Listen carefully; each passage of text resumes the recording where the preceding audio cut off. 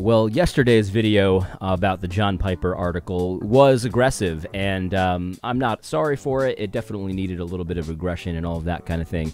It was a very bad article.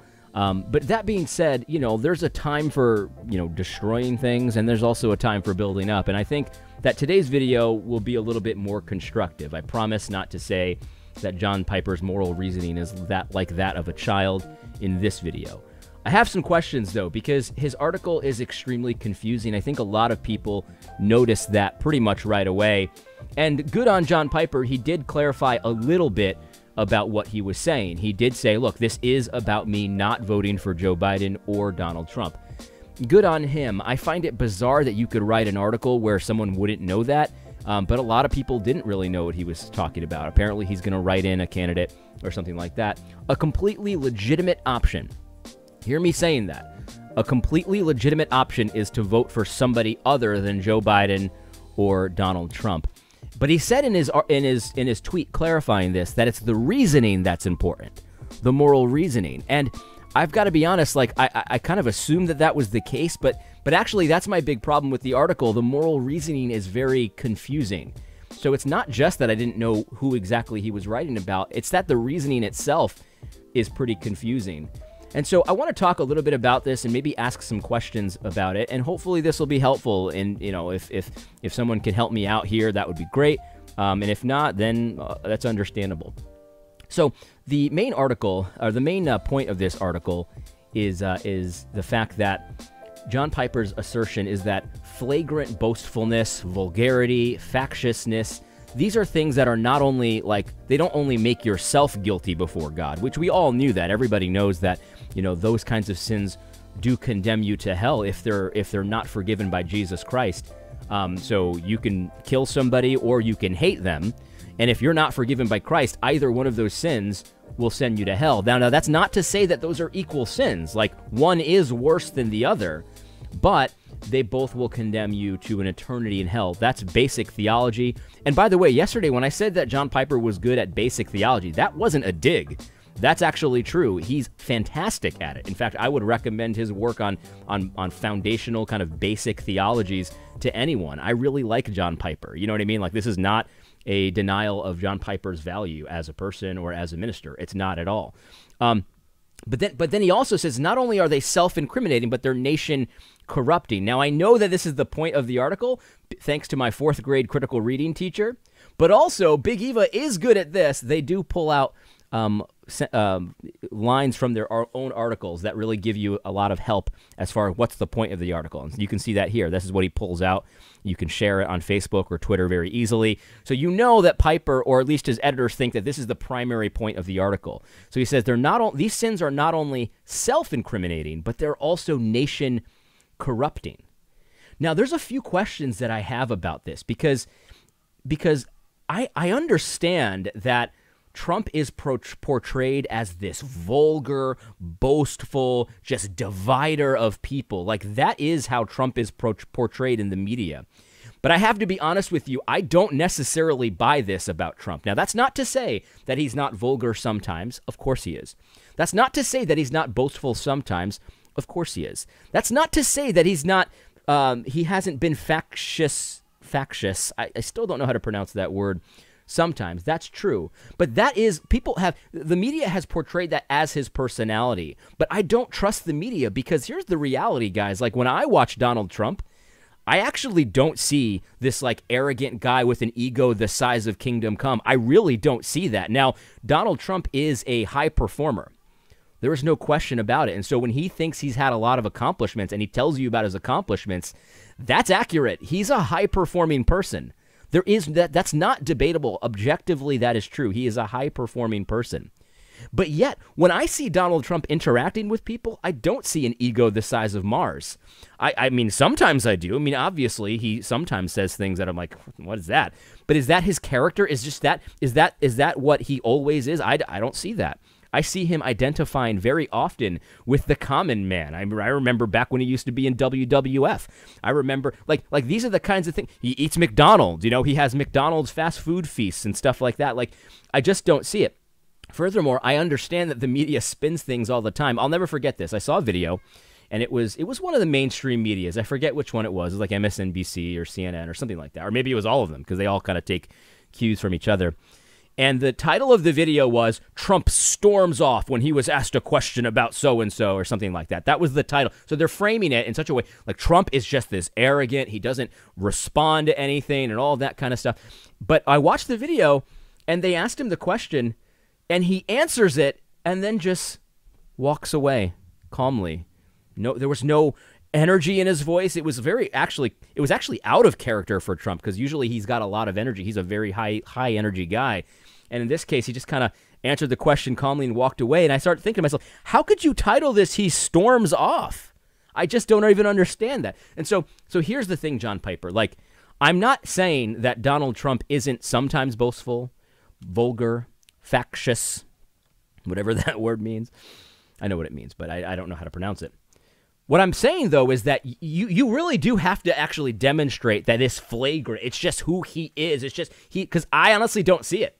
I don't see it. When I listen to Donald Trump speaking, he seems like a very down-to-earth kind of guy. Yes, he tweets. He has mean tweets, and he's very bombastic with tweets at times. But the thing is, like, there are places for that kind of talk. Obviously, there are places for that kind of talk. Obviously, there's places for spitting superlatives about the United States of America. Obviously, there are places for touting your accomplishments.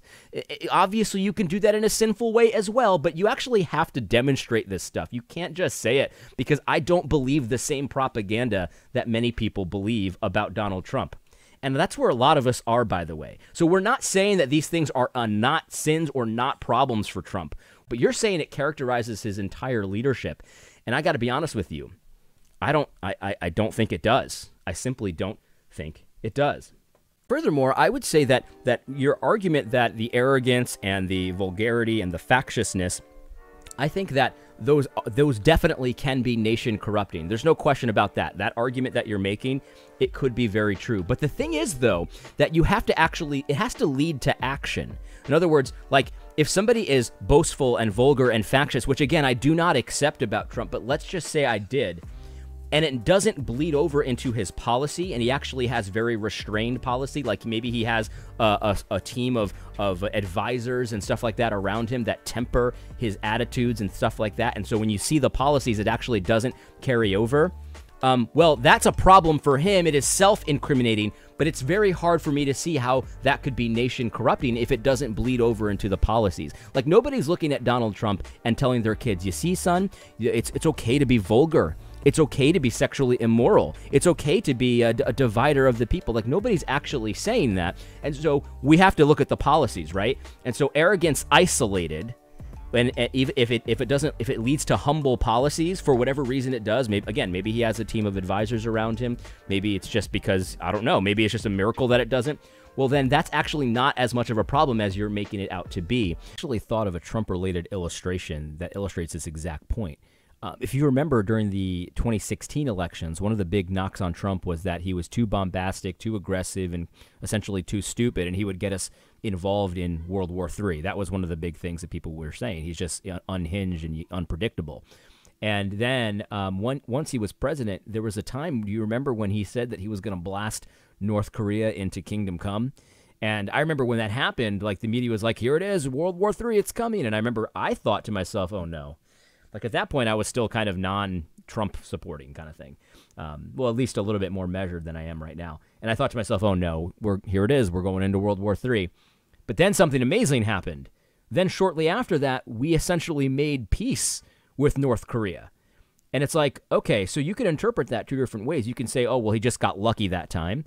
Or you can say, maybe there's something to what he said. Maybe he was actually using aggressive, sort of a show of strength, a show of force, because he knew that Kim Jong-un would actually respect that. And I've actually seen some analysis that says in their culture, you actually do respect someone who's willing to sort of buck to you a little bit. You know what I mean? So when he said he was going to blast him into Kingdom Come, he had a mind and an eye for peace.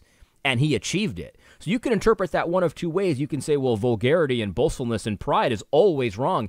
Or you can say, well, there's sometimes a place for that kind of thing. And if it actually leads to a good policy result, a good solution, we can maybe see it as a strategy or something like that instead of something to necessarily emulate at all times. You wouldn't want to necessarily say you're going to blast just anyone to Kingdom Come. But if you have information that knows, okay, Kim Jong-un actually will respect this kind of thing, it might be a good idea. But you see, Piper's analysis doesn't leave any room for that. He doesn't leave any room for someone having personality traits that don't carry over into negative outcomes for some reason, whether it's a strategic thing and it shouldn't, or if it's just an accident. He doesn't leave any room for that kind of thing. You actually make the case here actually against Biden a lot more because he's an arrogant person as well. I know you wouldn't characterize him as that, but I can't imagine why you wouldn't. He's vulgar, he's a sexual pervert, he's factious, and all of those things, and it very clearly carries over into his policy positions. You actually make that case here. You say arrogant hearts leads to abortion. Yeah, it definitely does in Joe Biden's case and with the entire Democratic Party, but does it in the Republicans' case? Well, I'd like to see the case made for that because you seem to think that the Republicans' policies are actually good. And so I would say if we're going to judge by someone's works what the condition of their soul is, you have the two works there. Why would policies be exempted from those works? You can see their works and what they've done and what they hope to do, what they say they're going to do. And so if we're going to judge it by the receipts that we have in the last 4 years of Donald Trump and the policy positions of Donald Trump, I mean, how boastful could he be? How vulgar could he be if it never comes out in his policies? That's a very important question that I think I'd like you to answer. I'd like you to make the case that in Donald Trump's situation, it carries over into his policies and into his actions. One of the things that you mention here is the Bible verse where it says the king sinned and made others to sin. But you see, that actually works against you here because in that case, what you said was the king set the tone and other people sinned. So he didn't twist people's arms, but he set up worshiping idols as a positive, as a good. And then everybody else saw that and said, okay, great. I'm going to worship idols too. But you see, that carried over into policy, right? So his attitudes, the condition of his soul, it was rotten. He was an idolater. But then he started acting and there were works. He started making it policies. He said, Israel, we're worshiping at the Asherah pole or whatever it was. And everyone followed him. He didn't twist their arm, but it carried over into his works. But you see, with Donald Trump, what we're seeing here, and again, this is from my perspective, what we're seeing is you're saying that he's arrogant. I know the media is with you on that. You're saying that he's vulgar and boastful and dividing up the people. We know that the media is telling you that, and we look at him and we're like, well, we don't really necessarily see it. But even if we do, look at the fruit. Look at the policies. The policies actually aren't doing that. And so where's the connection here? See, in the days of Israel, there was a clear connection there. His rotten soul translated to rotten works and rotten policies. And then reformers came and changed some of those rotten policies. So he would set up an Asherah pole, and that was his policy, and everyone followed him. Where's Trump's Asherah pole? That's what I'm asking. So that's a question I think you need to make that case. You just kind of assume that case, but you actually need to make that case. And frankly, the last 4 years have kind of worked against you if you wanted to make that case. That's why a lot of people, not just myself, a lot of people were saying that this article would have been really good in 2016. It would have made a lot of sense. But like now we see what he does. And so we need to consider that with our vote in 2020. Another thing that I think that a lot of people were very confused about, and I have a question about, is this line. You said this. You said, to which you may say, so what? Rejecting Jesus as Lord also leads to death, but you are willing to vote for a non-Christian, aren't you? And then you say, I am willing to vote for a non-Christian, assuming there is enough overlap between biblical uprightness and the visible outworking of his character and convictions. And so here's the thing, like, is not unbelief one of the most boastful, arrogant, vulgar, dividing things that somebody can do? So somebody who's an unbeliever, like, that's like boastfulness to the nth degree. That's arrogance to the nth degree. That's vulgar and profane and factious to the nth degree. And so I'm not accepting your case here, but if I did, I would have to say that an unbeliever, that would be the worst possible option for who I would support. Like there's no form of biblical uprightness that can be maintained when someone rejects their creator, like the most obvious fact in the entire universe. You reject that, you'll reject anything. You don't even tip your hat to the creator. You don't even try to pander to people who love the creator. Like, you're not even doing any of that. And it's like, I have to ask yourself, using your own standard, John, how is not unbelief the ultimate version of what you're accusing Donald Trump of here? I just don't see it. Now, from my perspective, I've got an answer for this, because I actually do agree with the way that you've kind of, set this up. But yeah, there's enough overlap in his policies, in his works, in other words. If there's enough overlap in his works, then I might be able to get away with voting for a non-believer. But the problem is, like you're saying, that's actually not the case in Donald Trump's case. I'm saying it is, and you haven't even attempted to prove that case here. In fact, you seem to think that that's off the table at the outset. Like, no, I can't vote for Donald Trump because there isn't enough overlap in his works, in his policies for me to vote for him. Well, why not? Why not?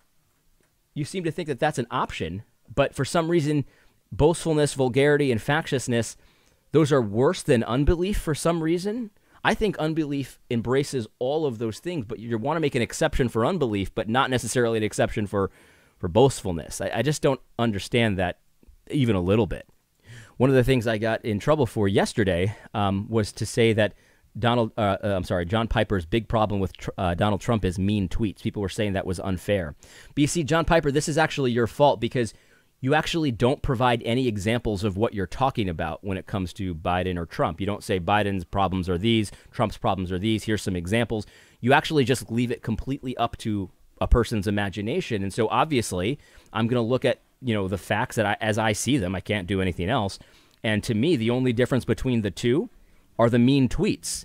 But you really can't say that I've treated you unfairly, because you actually haven't provided any receipts, and so you've left it completely up to the imaginations of who's reading you. And this is one of the problems with the article. It's just so vague that it's not actually helpful in real life. Like, we actually have a real life choice in 2 weeks, and we need ways, we need tools, we need some kind of strategy to figure this out. And you really haven't given us much except these like really high-minded, like, overarching principles that actually, when you try to connect them to real life, they don't match the real situation that we've given. You've created, in my opinion, a fantasy where you're just essentially buying the propaganda and expecting us to go with you. I can't go with you there. And because you haven't made the case very well, and there's a lot of inconsistencies in the case, like somehow an unbeliever is okay, but someone who's vulgar is not. Like, I just don't get that. I just really don't understand. And I'd really like some clarification on that. We also have verses in the Bible that talk about who would make a good judge, who would make a good leader. Jethro's advice to Moses is an example of that. And one of the things there's only 3 things he says. He says, male, fears God, and hates a bribe, right? It hates a bribe, corruption, bribery, partiality, that kind of thing. And I'm thinking to myself, okay, in the verses that actually address this, bribery seems to be a very big deal. And it's not even mentioned in this article. Corruption, financial corruption, someone who makes themselves rich and therefore perverts justice, perverts the right thing to do. Like, that's a primary thing that a Christian should be thinking about, according to Jethro and according to just regular mention in Scripture. Corruption and bribery, accepting bribes, we understand that perverts justice. And that is so relevant to this upcoming election, because there are allegations and very convincing-looking things about bribery, about the very thing that the Bible says. This is the primary thing that you should pay attention to, Christian, when you're looking at a leader. Bribery, corruption, that kind of thing. It's not even mentioned in this article. I have to ask, John, why? Finally, like you mentioned in your tweet when you clarified the article, that your moral reasoning is very important to you. Like, that's the point of this. It's really not about Biden or Trump. It's more about your moral reasoning, about how you decide how to vote. And I agree, that is the most important thing, because this election will come and go, and things are going to be fine for Christians most likely either way. You see what I mean? Like I know that if the Democrats lose, they'll throw a tantrum. If the Republicans lose, you're going to wake up in the next morning. Someone might be sad, but we're going to go along with our lives. Like, that's how Christians operate. We have joy in the Lord. We know where our help comes from. You know what I mean? We get that. But if the moral reasoning is the most important thing, why is yours so impossible to follow? Like, that's the big thing I've seen on online. People are like, this is just confusing. Like, who would meet his standard? Would Churchill even meet his standard? Like Winston Churchill, one of the most revered leaders of all time, would he even meet John Piper's standard? Who is a good leader according to John Piper? I'd love to see it. I'd love to hear him say this is an example of a good leader and stuff like that, because we're running through all of like the best leaders from our history, and we're like, does anybody meet this standard? Is John Piper able to vote for anybody? Well, we don't know, because the logic here is just so confusing. Arrogance is too much, but unbelief isn't. Vulgarity is too much, but unbelief isn't. By the way, I don't have to prove any of these things. I'm just accepting MSNBC's spin on this. He watched the video that Trump stormed off the stage, and he probably didn't even consider the fact that maybe Trump actually didn't storm off the stage. That's just how it was spun.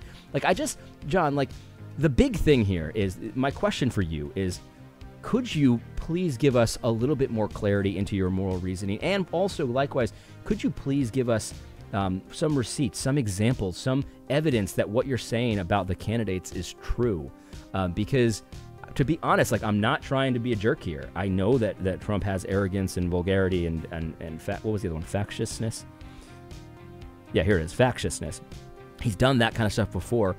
Everyone has, but you're trying to make it seem like this is just his character. And I know a lot of people on my side of this issue, we know he has issues like that, but it doesn't really seem to flavor his entire character. In fact, we see a lot of humility in some of the things that he says and some of the things that he does. He's a very high accomplishment type of a person. So, of course, when you're running for president, you're going to talk about your accomplishments. It makes perfect sense. But I'm willing to see the facts and, you know, and change my opinion on that and all of that kind of thing. But let's not pretend like if it doesn't carry over into his policies, then it's like just as big of a problem as someone who has all of these character flaws, but then it does carry over into his policies. Like, that's the big case that I think you should probably try to make. It doesn't really make much sense to me. But anyway, I hope this was a helpful, more constructive video than yesterday's video. I'd love to see answers to these questions, because I do think that you're a genius, John. I love your work. I respect you greatly. I think you're a genius level intelligence, which is why I'm so confused with your article. It doesn't make much sense, and I know you're able to make things make sense, and so hopefully you'll offer some rejoinders or some clarifications. I hope you found this video helpful. God bless.